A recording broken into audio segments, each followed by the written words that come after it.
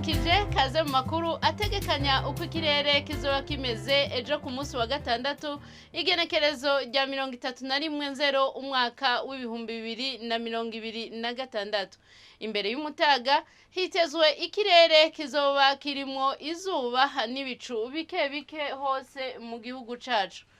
Ibipimo vy'ubushuhe bizoba biri hasi kurusha ahandi bikazokwibonekeza mu bice vya Bururi hamwe na Mwaro kuri °C 12.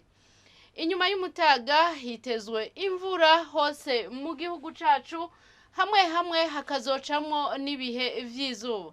Ibipimo vy'ubushuhe bizoba biri hejuru kurusha ahandi bikazokwibonekeza i Bujumbura kuri °C 31. Hitezwe yuko izuba rizoseruka igihe c'isaha 12:09 z'agatondo riheze rirenge igihe c'isaha 12:24 z'umuhingamo.